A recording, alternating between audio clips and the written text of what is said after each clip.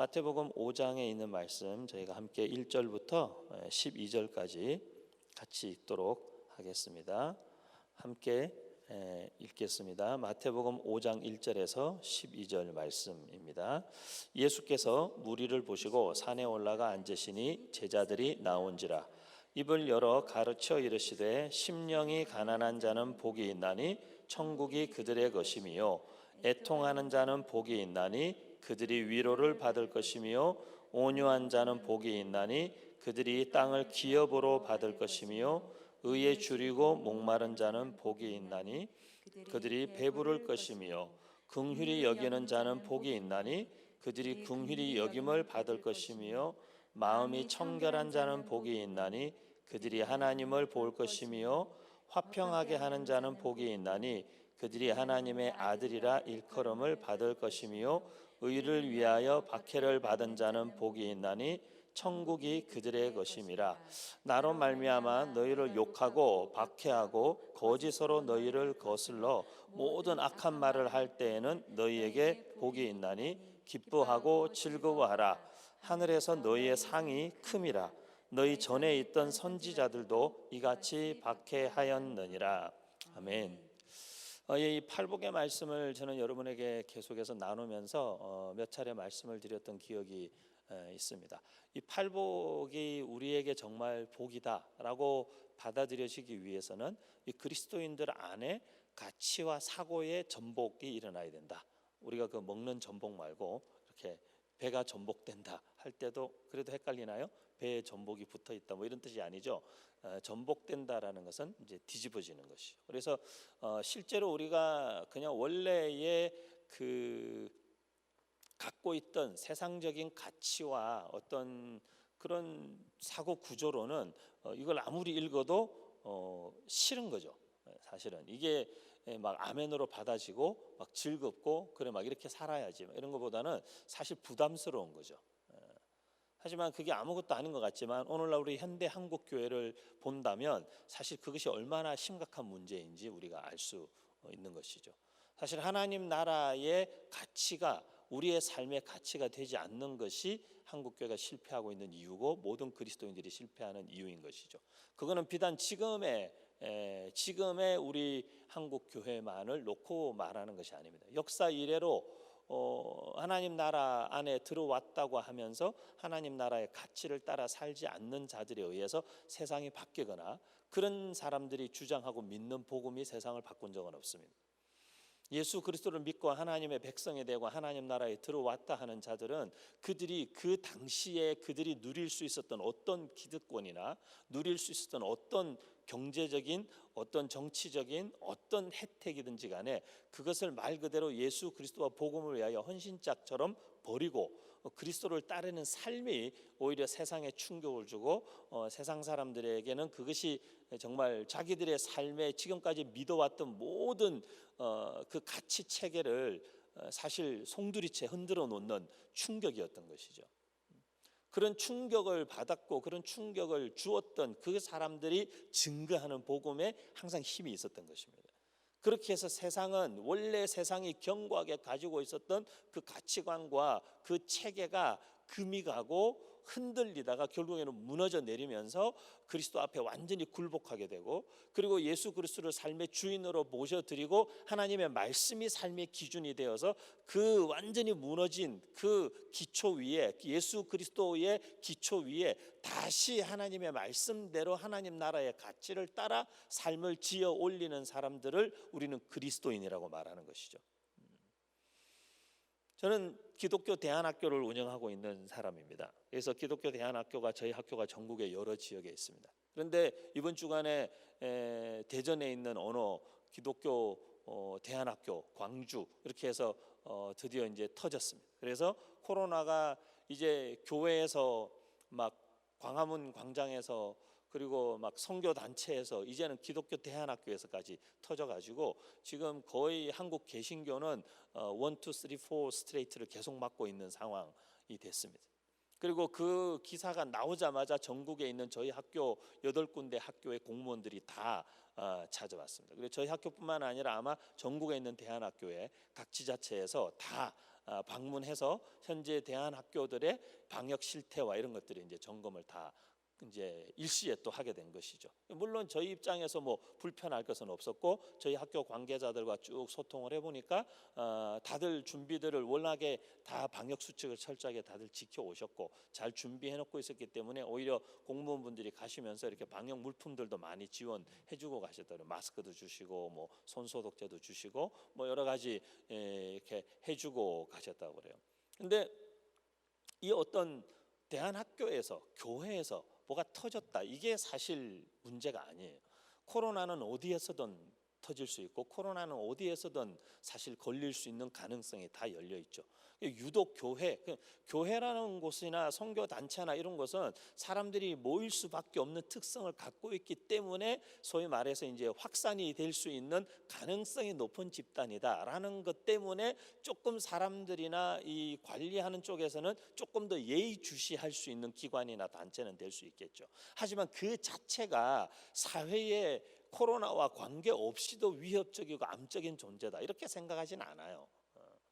하지만 어쨌든 우리의 특성상 이게 굉장히 놀라운 조직 아닙니까? 여러분 생각해보세요. 코로나 이전까지만 해도 매주의 특정 정해진 시간에 한꺼번에 이렇게 많은 인원이 전국적으로 모이는 집단은 어떻게 보면은 교회, 성당 뭐 밖에 없기 때문에 사실은 그냥 예의주시할 수밖에 없는 곳이지, 우리를 평소에도 다 우리가 모이는 것 자체를 이 사람들이 꺼려하거나 이상한 인간들이라고 생각하지 않는 것입니다. 상식적이지 않죠. 그렇기 때문에 우리가 지금 가지고 있는, 우리가 이런 상황들 속에서 지켜봐야 하는 것은 우리가 하고 있는 행동들이 어떤 가치 체계를 따라서 이들이 이런 행동들을 하고 있는가를 지켜봐야 하는 것이죠.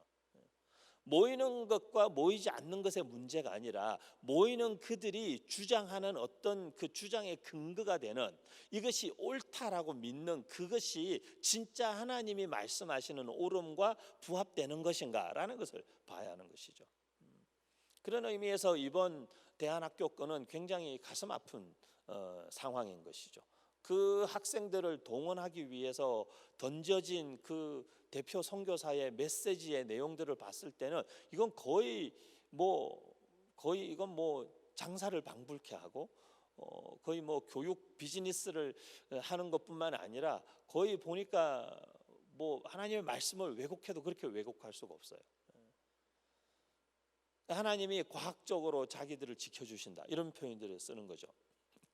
사람들이 그렇게 얘기하는 거죠. 과학적으로 볼 때 반드시 감염되고 걸려야 되는데 안 걸리는 걸 보니까 신기하다. 그러자 이분이 그 말을 받아서 그렇게 표현했다 그래요. 하나님이 과학적으로 우리를 지켜주시는 것보다고. 그래서 제가 어저께 특히 또 대안학교 관련된 일을 하고 있고 지금 제가 교육에 대한 책을 막 거의 새벽까지 밤을 새면서 쓰다가 거의 막바지에 지금 나온 거거든요. 막바지에 어제 밤까지 계속 쓰다가 밤 11시에 제가 글 쓰던 강원도에 있는 집에서 나왔어요.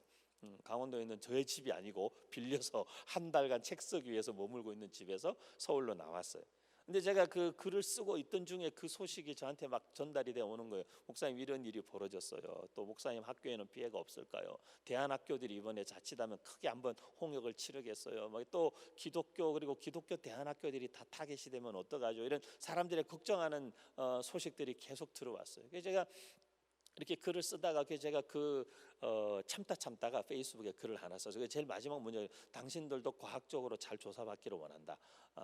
과학적으로 지켜주시는 하나님을 믿는 그들에게 아주 이렇게 과학적인 조사를 치밀하게 그 단체를 보니까 벌써 사람들이 벌써 인터넷에 일반인들이 벌써 막 그 모든 것을 다 막 신상을 털고 막 난리가 났어요. 참 창피한 일입니다. 근데 저는 참 아쉬운 것은 그 안에 있는 우리 대안학교 하시는 몇몇 분들이 오늘도 또 막 이렇게 흥분해서 글들을 막 어제도 쓰시고 오늘도 쓰셨어요. 보니까 그 안에 그 영어 교육이라는 그거가 그들을 다 그렇게 사실 그 단체의 목숨을 걸게 만든 거거든요. 영어 교육이라는 거. 그리고 그들이 세상에서 영향력 있는 아이들이 되기 위해서 세상에서 공부도 잘하고 좋은 대학 가고 성공하는 아이들이 돼야 된다라는 메시지가 그 안에 담겨 있는 거예요. 그리고 그 메시지에 반응하는 교회와 목회자와 성도들이 자기 자녀들을 거기에다가 막 내맡기고 던지는 것이에요. 근데 그것이 진짜 하나님 나라의 가치와 무슨 상관이 있냐는 거죠. 하지만 복음의 이름으로, 성교의 이름으로 다음 세대를 키운다, 한국교회 무슨 다음 세대 무슨 살리기 운동을 한다라는 명목으로 그런 일들을 하는 것이죠. 그것이 하나님의 의와 도대체 무슨 관계가 있습니까? 저는 참 그런 면에서 우리 그리스도인들이 정말 교회는 다니지만 껍데기는 예수쟁이가 됐는데 그 속에는 아직까지도 뼛속까지 세속적 가치를 포기하지 못하는,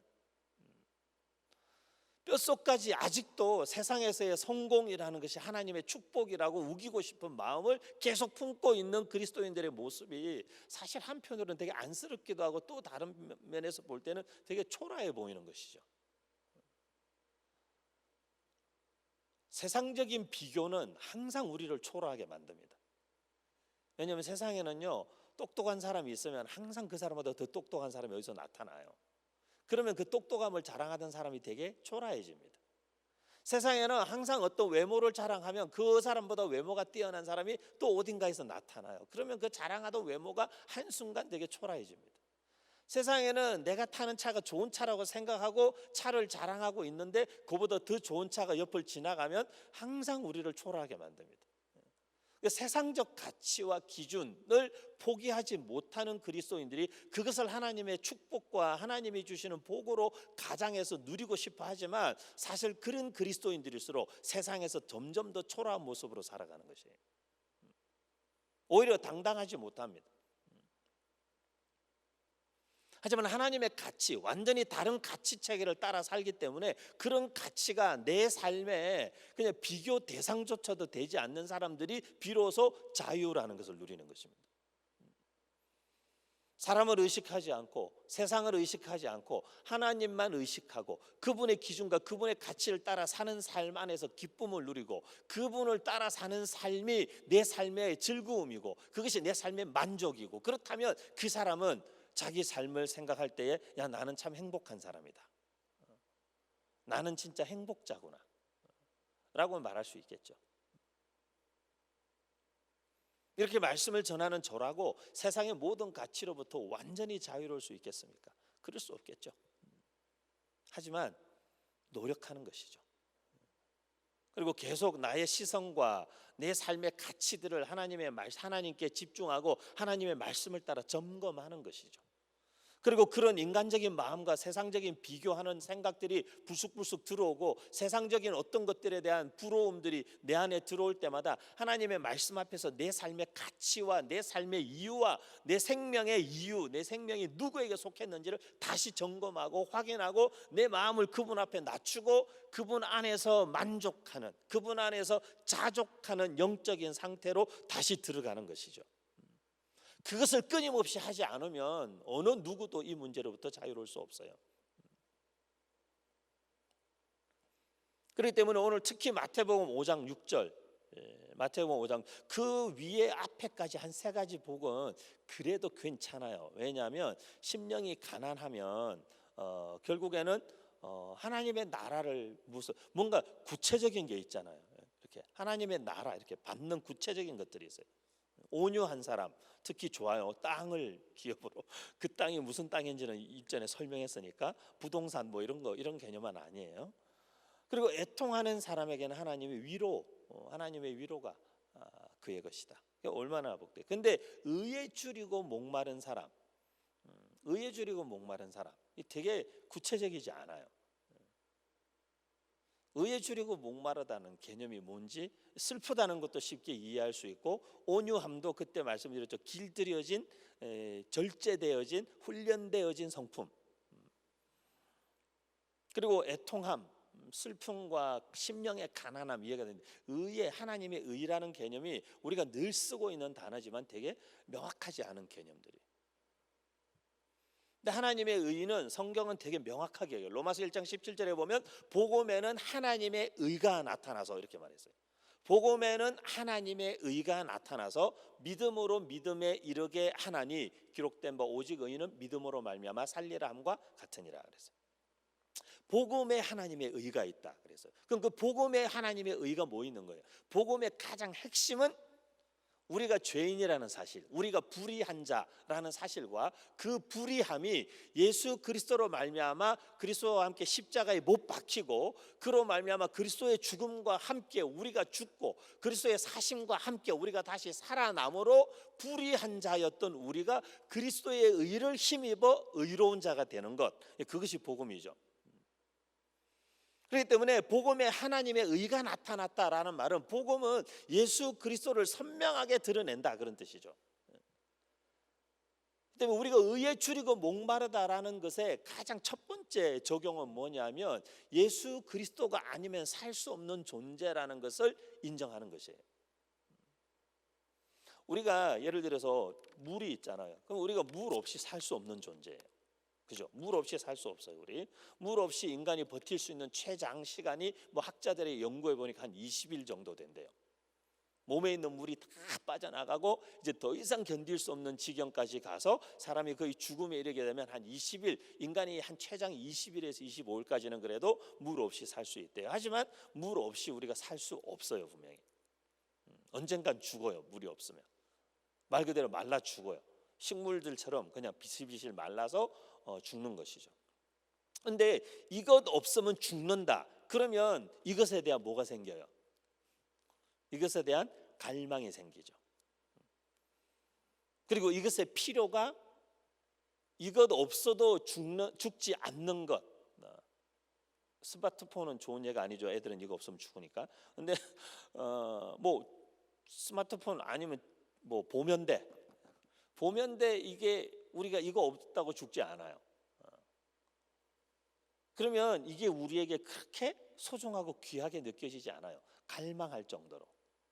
하지만 이건 없으면 죽어요. 근데 예수 그리스도가 진짜 우리의 의가 된다. 그 의에 줄이고 목마르다라고 말할 때는 그 예수 그리스도가 없이는 살 수 없는 인생이라는 사실을 내 안에 인식하게 되므로 그 예수 그리스도에 대한 갈망이 막 일어난다는 거예요. 진짜 예수님 없으면 나는 진짜 아무것도 아니다. 예수 그리스도가 없는 삶이라는 것은 나는 상상할 수조차 없다. 그 마음이 우리 안에 계속적으로 존재하고 있다는 거죠. 믿지 않는 자들에게 믿는 자들에게나 예수 그리스도, 나타난 하나님의 복음 안에 나타난 의가 되시는 예수 그리스도, 그분에 대한 우리 안에 깊은 갈망이 계속 일어난다. 그런 뜻이에요. 의에 줄이고 목마르다는 것은.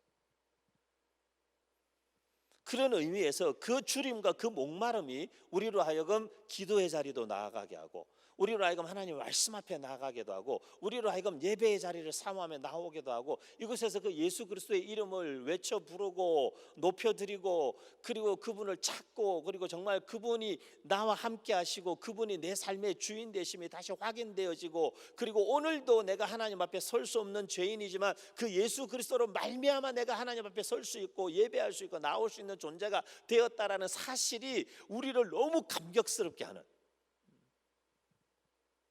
너무 필요한데 우리에게 없을 때, 너무 필요한데 우리에게 없을 때 그 한 방울이 우리에게 얼마나 큰 감격이겠어요.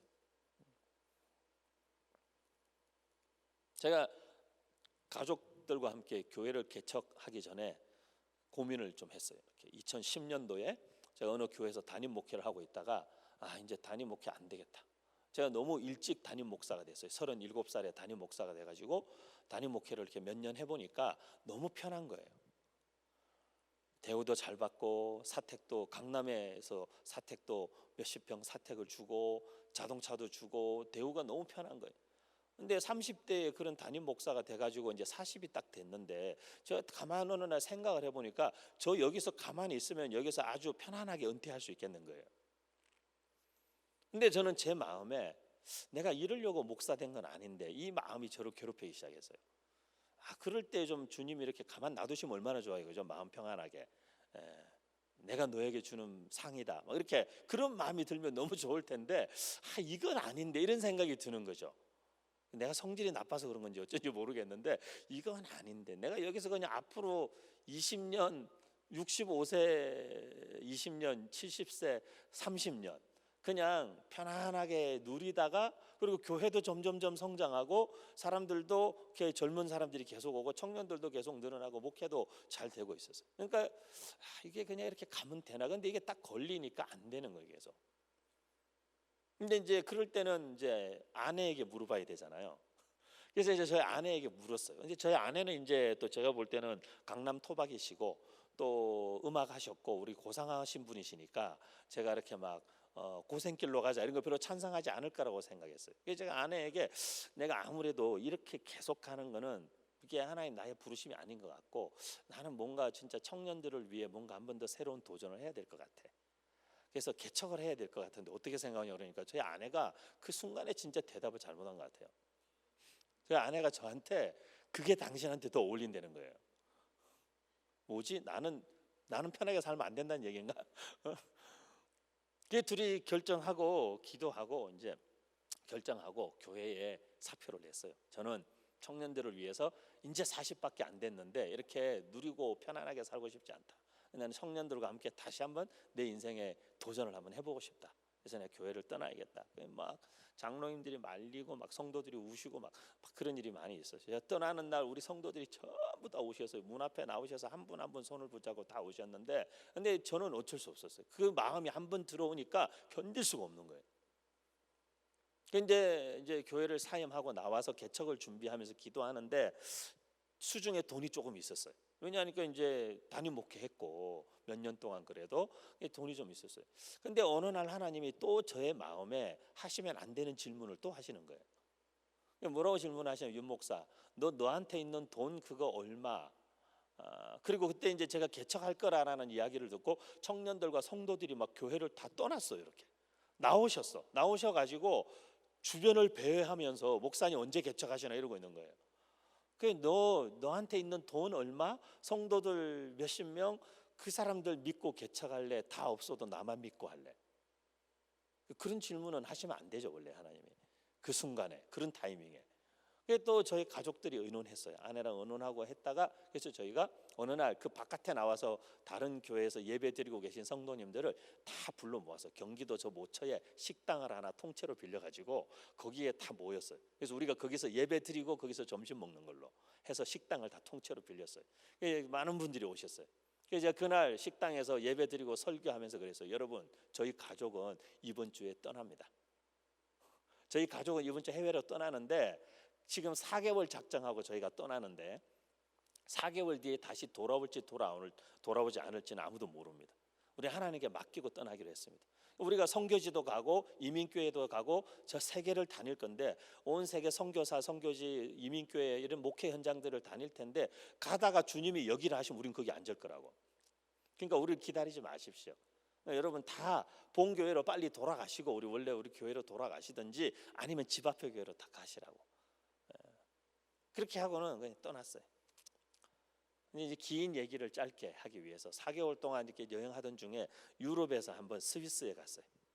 스위스에 가서 우리 또 이 칼빈 아저씨를 만나고 싶어가지고 가가지고 이제 딱 제네바에 가서 다 이렇게 만나고 이제 이렇게 호텔에다가 짐을 맡겨놓고 이제 떠나는 날 한번 제네바를 싹 돌아보기로 했는데 제네바를 싹 돌아보는데 돌아보기 좋은 기차가 있더라고요.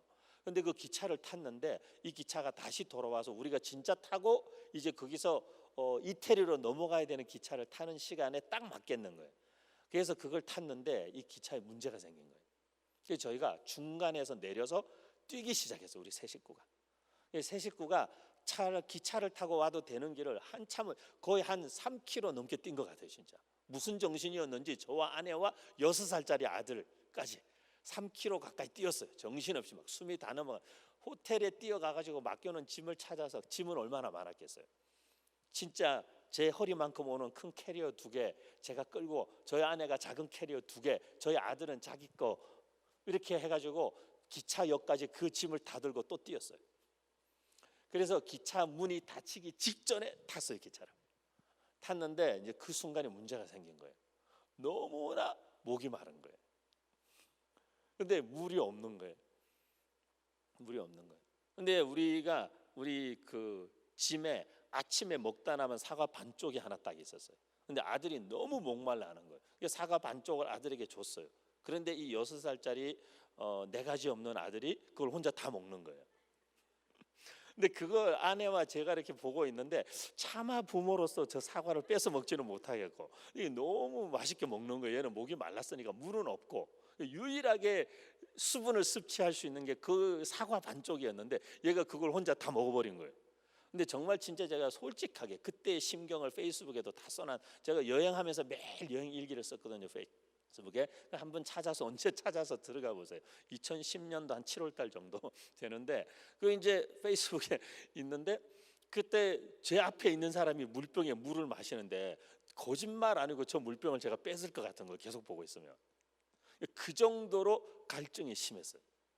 근데 다행히 진짜 하나님의 은혜인데, 다행히 그 기차가 우리가 오래 타는 기차가 아니고 한 25분 가서 다른 기차를 갈아타면 돼서, 근데 그 25분이 정말 죽을 것 같은 순간이었어요. 그런데 저는 지금도 한 번씩 목마르다라는 생각을 하면 그때 생각이 떠올라요. 늘 항상 그때. 왜냐하면 너무나 목말랐었기 때문에. 너무나 목말랐었기 때문에.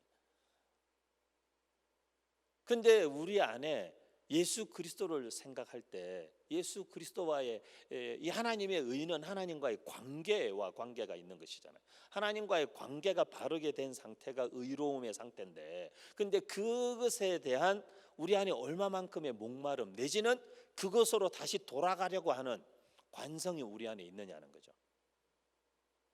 하나님과 나와의 관계가 바로 라인업되어 있는 딱 이 라인에서 우리의 삶이 이렇게 틀어지거나 벗어났을 때 이게 다시 돌아가고자 하는 그 열망이 우리 안에 얼마만큼 크냐 얘기죠. 벗어나면 오히려 편하고 세상의 쾌락을 즐기는 것이 오히려 우리가 원하는 바고, 잘못되었음을 알지만 돌아가고 싶지 않고 그냥 그 자리에 계속 머물고 싶고, 근데 그 결과는 뭐죠? 그 결과는 우리의 삶의 행동이나 죄의 무서움은, 특히 죄의 무서움은 죄를 지어도 우리의 마음에 죄책감은 있지만 당장 어떤 결과가 나타나진 않아요. 하지만 죄는 반드시 열매를 낳아요. 이게 몇 개월 뒤에 오기도 하고 몇 년 뒤에 오기도 해요. 몇십 년 뒤에 오기도 하고. 그렇기 때문에 그런 자리에, 이 하나님과의 관계성의 자리에서 이탈해 있는 시간이 길면 길수록 우리가 돌이킨 이후에도, 우리가 돌이키고 돌아선 이후에도, 사실은 돌이키고 돌아선 이후에도 그 열매는, 내가 아무리 돌아선 사람이어도 열매는 계속해서 돌아올 수 있다는 거예요. 그게 사실이 무서운 거예요, 사실은. 내가 아무리 하나님과의 관계에서 내가 회개하고 돌이켰어도, 내가 회개하고 돌이키기 이전에 머물렀던 죄의 자리에서 뿌렸던 씨앗들은 계속 어디선가 자라고 있고 열매를 맺고 있는 거예요. 그리고 그 열매는 한 계절이 가고 난 다음이나 한 해나 두 해나 다섯 해, 열 해가 지나고 난 다음에라도 우리가 반드시 그것을 거둬야만 하는 때가 있어요. 그렇기 때문에 사실은 이게 복이라는 말이 맞는 거예요. 의에 줄이고 목마른 것이 너희에게 복이다. 그게 맞는 거예요. 왜냐하면 그 줄임과 간절함이 있으면 그 원래의 상태로 돌아가려는 그 회복 탄력성이든지 그것이 관성이든지 무엇이든지 간에 다시 그 자리로, 원래의 자리로, 맞는 자리로 돌아가려는 그 성향이 강하면 강할수록 사실 우리가 이후에 거두게 될 씨앗들을 계속 이 땅에 뿌리는 어리석은 자리에서는 빨리 벗어날 수 있기 때문이에요. 복된 삶이 맞죠. 그 마음을 갖고 있는 사람들. 그래서 항상 즉각적인 회개. 사람이 인생 살면서 실수할 수 있고 사람이 인생 살면서 잘못할 수 있는데, 그래도 뭐가 중요해요? 즉각적인 사과, 그리고 즉각적인 돌이킴. 이게 중요한 거잖아요. 잘못했고 실수했으면서도 그걸 계속 무마하려고 하고 덮으려고 하고 그리고 인정하지 않고, 그러면 그것이 계속해서 씨를 더 뿌려요. 그리고 나중에 그 모든 것들을 더 거두게 될 거예요. 그동안에 지난 11월에 제가 왔었나요? 10월 달에 왔었나요? 그때 이후로 지금 한 두세 달 사이에 이 사회에 많은 일이 있었어요. 정인이 사건도 있었고 뭐 인터콥 또 사건도 있었고, 사건이라고 하면 안 되나? 어쨌든 있었고, 그리고 가깝게는 이 또 IM 국제 이 선교회의 이 대한학교 일도 터지고, 지금 한참 확진자 숫자가 거의 1000명대를 찍다가 300명대로 이렇게 내려오면서 이제 거리두기 단계를 조정해야 되나 하는 시점에 또 이게 대한학교가 터져가지고 아마 제 생각에는 참 쉽지 않을 것 같아요. 오죽하면 그것이 알고 싶다 해서 다뤘겠어요. 그거. 안타깝죠. 속상하죠. 잘됐다 이런 마음보다는, 저도 그것에 대해서 사실 뭐 비난보다는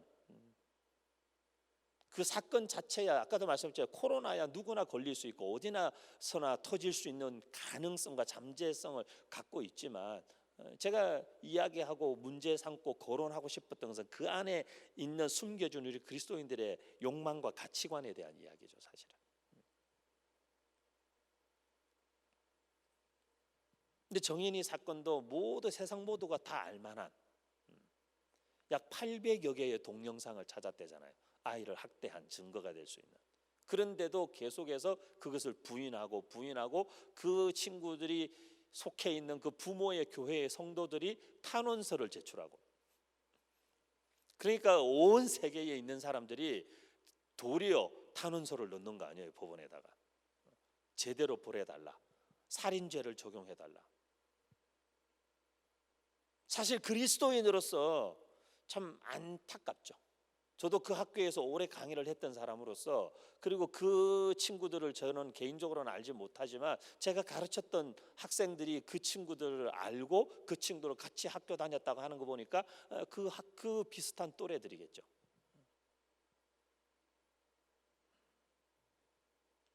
근데 그런 일이 벌어졌을 때 하나님의 의에 줄이고 목마른 심령을 가진 그리스도인이라면 내가 얼마만큼 이 하나님의 의라는 이 선에서, 기준에서 내가 벗어나 있는지를 알고 즉각적인 회개와 즉각적인 사과와 즉각적인 돌이킴을 했더라면 아마 후폭풍이 이거보다는 덜했을 수 있어요. 근데 거부하고 부인하고 계속해서, 그리고 거의 거물급 변호사들을 고용하고 해서 계속해서 자기의 잘못을 덮으려고 하고 방어하려고 하는 동안에 거의 전 국민적, 전 세계의 공분을 자아내는 열매를 계속 따먹게 되는 거예요. 죄의 속성은 그렇게 무섭고, 죄의 속성은 우리를 계속해서 더 깊은 수렁으로 끌고 들어가는 거예요. 그렇기 때문에 우리가 죄가 아닌 그 죄된 죄악은 계속해서 우리 주변을 맴돌며 우리를 걸려 넘어지게 하고 미혹하고 실족하게 하고 하나님께로부터 멀어지게 하고, 어쨌든 우리를 계속해서 우리 주변에 맴돌고 있지만, 그리고 거기에 누구든지 걸려들 수 있는 잠재성이 우리 안에 다 있지만, 중요한 것은 의에 줄이고 목마른 심령이 우리에게 왜 복된 것이냐면, 그것으로부터 즉각적으로 빠져나올 수 있는 유일한 길이 의에 줄이고 목마른 상태를 유지하는 것이기 때문에, 잘못되었다라는 것을 즉각적으로 인식하고, 내가 하나님의 기준과 선에서부터 벗어났다라는 사실을 즉각적으로 인식하고, 그리고 돌이킬 수 있는 가능성이 의에 줄이고 굶주린 상태에 있는 사람에게 주어지는 복이라는 거예요.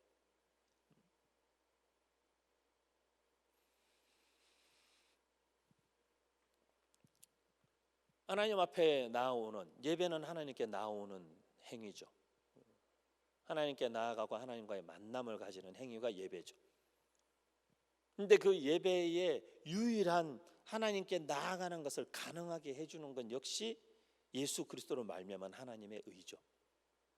히브리서 4장이나 10장에 있는 말씀처럼 예수 그리스도께서 단번에 드리신 제사로 말미암아 우리가 성소에 들어갈 수 있는 담력을 얻게 되고,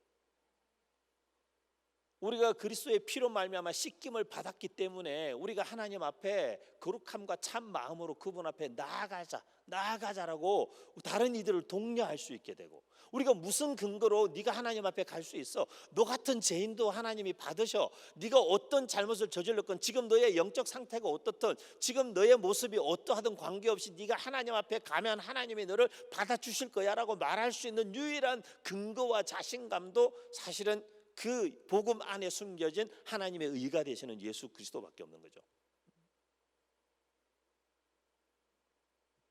그렇기 때문에 사실 의에 줄이고 목마르다라는 그 안에는 그런 의미들이 내포되어져 있는 거예요. 예수 그리스도에 대한 갈망, 그 예수 그리스도로 갈망하는 이유는 우리가 우리 스스로 해결할 수 없는 어떤 한계 상황과 우리 스스로가 뛰어넘을 수 없는 우리 스스로의 불의로 인하여서 스스로가 깊은 절망 가운데 이미 빠진, 진짜 나는 구제불능이구나 라는 것을 깊이 절감한 인간들에게 유일한 희망이 되어주는 것이죠. 내 안에 그런 선함이 없다라는 것을 하나님 앞에 늘 고백하는 것이죠. 우리 사랑하는 월십 웨이블의 예배를 온라인으로 오프라인으로 참여하는 우리 사랑하는 예배자 여러분, 저는 우리 안에 특히 지금 이 시대에 말세가 될수록 죄악이 더 관영하고 죄악의 어떤 형태와 다양성이 정말 치를 떨게 만드는 시대일수록 그리스도인들에게 있어서 최선의 방어가 될 수 있는 건 뭐냐? 우리가 어떻게 그것을 예방할 수 있고 우리가 어떻게 그것을 이겨낼 수 있겠어요? 그 답이 바로 오늘 이 본문의 말씀이에요. 항상 의에 줄이고 굶주린 상태를 유지하는 것. 유지하는 것.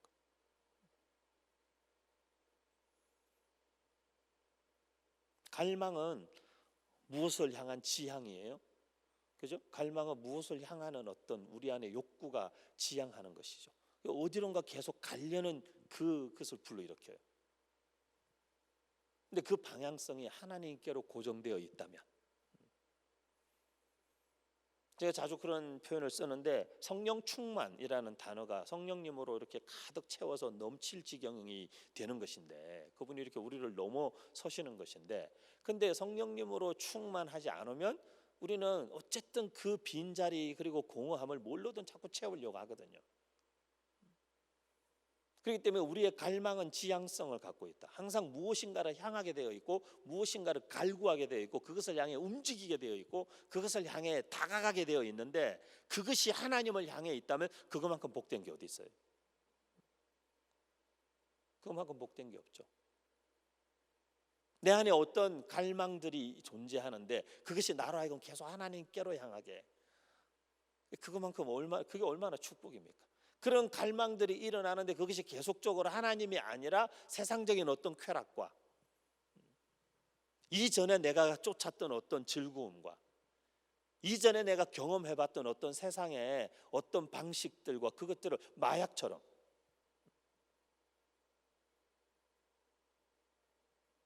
그래서 뭔가 스트레스 받고 힘들고 견딜 수 없는 상황이 되면 계속 그것을 갈망하게 되는, 그것만큼 저주가 어디 있습니까? 그런데 우리가 그 갈망이 하나님을 향한다. 그것만큼 축복이 어디 있습니까? 그렇기 때문에 팔복은 진짜 하나님이 우리 그리스도인들에게 주신 굉장히 놀라운 삶의 안전장치요. 이 팔복에서 하나님 우리의 삶에 주신 진짜 이 세상 가운데 가치를 진짜 전복시키고 세상 사람들에게 우리의 삶의 메시지로 충격을 줄 수 있는 하나님의 굉장히 강력한 이 그리스도인들의 삶에 주신 메시지의 능력이 되는 삶이 팔복의 삶이요. 이 팔복의 삶 안에 기독교의 모든 진수와 하나님 말씀과 하나님 나라의 그 핵심 가치들이 안에 다 녹아져 내려 있는 것이 바로 팔복의 말씀인 거죠.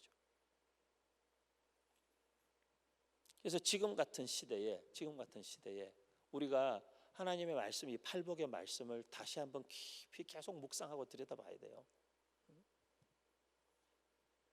계속 한번 묵상해 보세요, 여러분.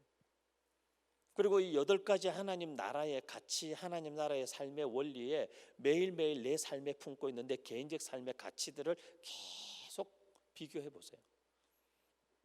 온라인 해보세요. 거기에다가 맞춰보세요. 이렇게 맞춰보고 우리의 삶을 계속해서 방향 수정하고 궤도 수정하고 하나님께로 향하는 삶의 지향성을 가지도록 우리의 삶을 계속해서 하나님 앞에 드리는, 그것을 우리가 헌신이라고 하는 거예요. 헌신. 그것을 거룩함이라고 하는 거예요. 그것을 의로움이라고 하는 거예요. 의로움은 완전함을 의미하지 않아요. 인간적인 완전함. 인간은 절대 완전할 수 없어요. 우리는 그리스도 때문에 완전해졌고 그리스도 때문에 온전하다 여김을 받는 것이지 우리가 온전하거나 완전하지 않아요. 하지만 하나님 나라의 의에 줄이고 목마르다라는 것은 뭐냐면 그 온전함을 향한 갈망이 계속 있어서 우리의 삶이 그것을 향하여 계속 움직인다는 것이에요. 넘어져도 또 일어나서 뒤로 돌아가는 것이 아니라 그것을 향해 또 여전히 계속 움직인다는 것이에요. 포기하지 않는다는 것이에요. 언제까지? 우리 그리스도의 날까지, 우리가 그와 같이 되는 날까지. 그것이 영적 성장이고 그것이 거룩함이고 그것이 예수 그리스도를 닮아가는 것이에요. 그래서 오늘도 이 예배 가운데 우리가 경험할 수 있는 가장 큰 은혜가 있다면 사실은 우리 안에 굶주림이, 갈증이 다시 회복되는 거예요.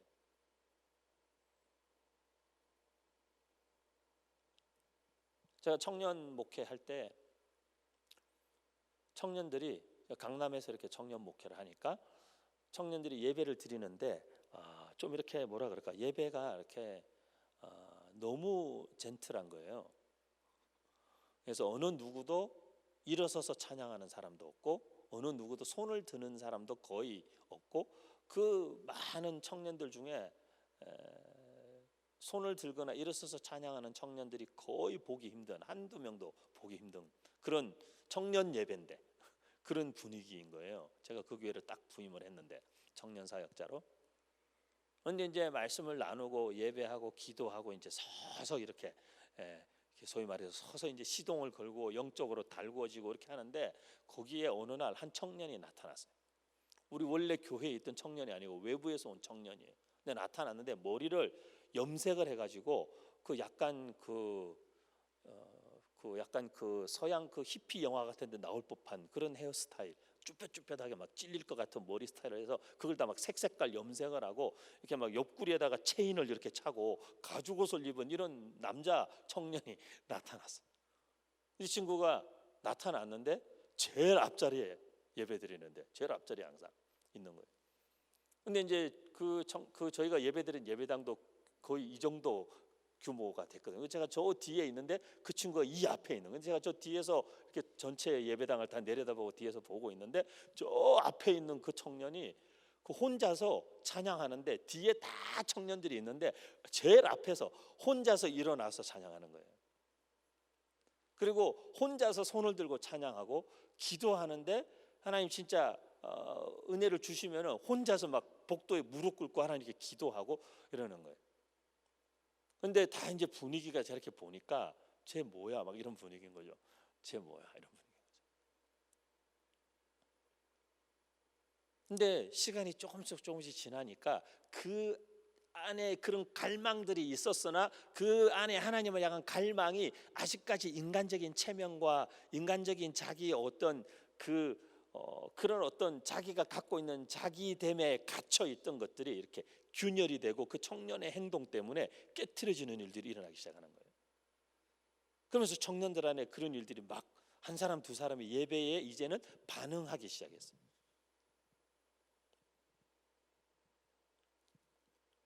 근데 제가 늘 청년들을 생각하면 그런 친구들이 생각나요. 한 청년은 제가 담임 목회하던 그 교회에서 제가 잊을 수가 없는 거예요. 왜 잊을 수가 없냐면 제가 담임 목회하던 그 교회에서 제가 교회를 사임한 주일, 제가 교회를 사임한 그 주일에 그 청년이 하나님께 부름을 받았어요. 근데 믿지 않는 집에서 하나님 믿던 청년이에요. 예배할 때 가장 그 청년이 그랬어요. 자리에서 일어나서 손을 들고 하나님을 갈망하고 기도하고 항상 기도할 때는 복도에 무릎을 꿇고 기도했어요. 그 청년. 그리고 너무나 선교 가고 싶은데 단기 선교로 6개월에서 1년 정도 이렇게 섬기고 싶은데 그걸 너무 원하는데 부모님이 절대 허락해 주지 않으니까 결국은 이 친구가 잘했다고는 제 생각하지 않지만 해외 봉사 간다고 부모님께 말씀드리고 선교지를 갔다 왔어요. 몇 개월. 청년들을 늘 돕고 돌보고 항상 카메라를 메고 다니며 사진을 너무 잘 찍었어요. 예배자들의 아름다운 모습들을 담아내는 동시에 본인이 너무 아름다운 외면이나 내면적으로 아름다운 예배자였어요.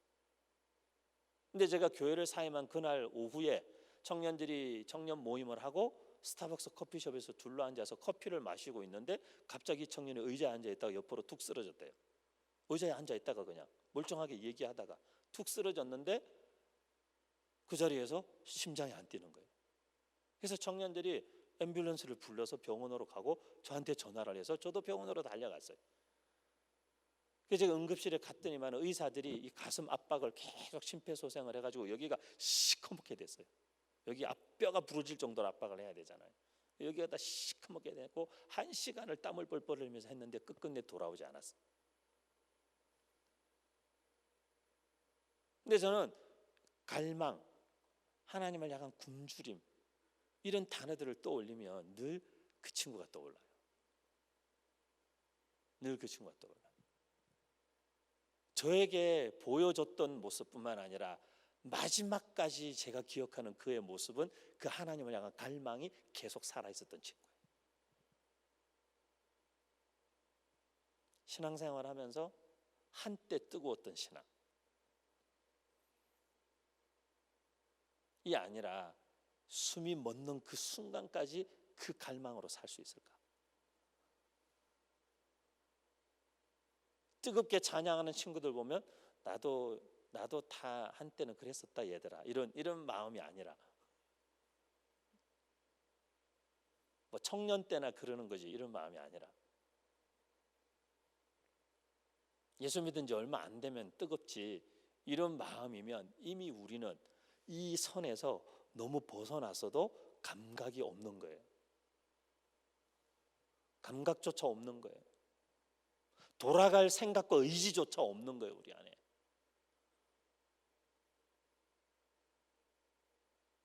외형적으로 드러나는 어떤 표현이 아니라 내면의 갈망과 굶주림이 정말 깊으면 겉으로 드러나지 않을 수 없죠. 배고파 죽겠는데 엄마를 계속 쳐다보면서 텔레파시만 보낼 수는 없잖아요. 배가 고프다고 쫄라대겠죠. 계속 징징거리겠죠. 그러니까 먹을 걸 줄 때까지 아이가 찾아서 먹든지 아이가. 사랑하는 우리 월십 에이블의 예배자 여러분, 이런 측면에서는 굶주리고 이런 측면에서는 목마른 게 복이에요. 우리 현대인들은 육신적인 풍요와 부요함, 그리고 현대 교회는 영적으로 뿐만 아니라 환경적으로 상황적으로 너무 많은 풍요와 부요함에 젖어서 의에 줄인 마음과 목마른 마음을 사실은 잃고 지금 살아가는지도 몰라요. 오늘 낮에도 제가 청소년, 청년들 다음 세대를 위한 번개탄 TV라는 데서 책 소개 이렇게 하면서 만남에 대한 주제로 제 첫 번째 책이 만남이었으니까 그걸 해달라고 그래서 이제 한 1시간 반 정도 방송을 하고 왔는데, 근데 거기서도 이 만날 수 없기 때문에 더 만남에 대한 갈망이 깊어지는 때잖아요. 늘 말씀드렸어요. 여기 올 때마다 말씀드렸어요. 코로나는 우리의 평소 상태와 실력을 드러나게 하는 거라고. 온라인으로 예배하고 예배당에 오지 못하고 모여서 함께 예배하는 열기와 열정을 느낄 수 없기 때문에 우리가 나태해지고 예배의 삶이 흐트러진다면 우리 안에 이 갈망이 없는 거예요. 하지만 우리 안에 이 갈망, 의에 줄이고 목마른 이 갈망이 우리 안에 살아있다면 아마 이 코로나 시기가 우리에게는 하나님을 향한 더 깊은 갈망과 목마름으로 끌고 들어가는 시간이 될 거예요. 그래서 감당할 수 없어서 정말 혼자서라도 예배의 자리를 찾고 혼자서라도 하나님 앞에 나아가고 혼자서라도 엎드리고 혼자서라도 부르짖고 혼자서라도 기도실에 들어가고 그럴 수 있다면 그게 우리에게 복이 아니겠어요? 저는 우리 월십 에이블에 예배하는 예배자분들이 진짜 이 복을 배부르게 누리는, 너희가 배부를 것이요 라고 했으니 그 갈망이 하나님 안에서 충족된다는 거예요. 너희가 만족하게 될 것이다. 이사야 55장 1절에서 3절에 오라 너희 모든 목마른 자들아 물로 나오라. 돈 없는 자도 오라. 너희는 와서 사 먹되 값없이 돈 없이 와서 포도주와 저절 사라. 너희가 어찌하여 양식이 아닌 것을 위하여 은을 달아주며 배부르게 하지 못할 것을 위하여 수고하느냐. 내게 듣고 들을지어다. 그리하면 너희가 좋은 것을 먹을 것이며 너희 자신들이 기름진 것으로 즐거움을 얻으리라. 너희는 귀를 기울이고 내게로 나와 들으라. 그리하면 너희의 영혼이 살리라. 내가 너희를 위하여 영원한 언약을 맺으리니 곧 다윗에게 허락한 확실한 은혜이니라. 이 코로나의 기간이 우리로 하여금 바로 이 마음을 다시 이게 무엇인지 알게 하는 그런 깊은 영적 갈망, 주림, 목마름, 그 상황에서 마시게 되는 한 모금의 물과 같은, 한 숟가락의 밥숟갈 같은 그런 놀라운 충만함과 배부름을 하나님과의 관계 안에서 누리고 경험하는 이번 코로나, 아직도 언제 끝날지 알 수 없는, 하지만 이게 얼마나 지속되든 관계없는, 왜? 이것이 나를 영적으로 늘어지고 나태하게 만들 것이 아니라 이것이 나를 더 갈망하게 만들 것이기 때문에, 이것이 나를 더 원하게 만들 것이기 때문에, 무엇을? 주님을 더 원하게 만드실 거예요. 그 은혜를 풍성하고 충만하게 누리는 우리 모든 예배자들 되시기를 주님의 이름으로 축원합니다. 같이 한번 기도합시다.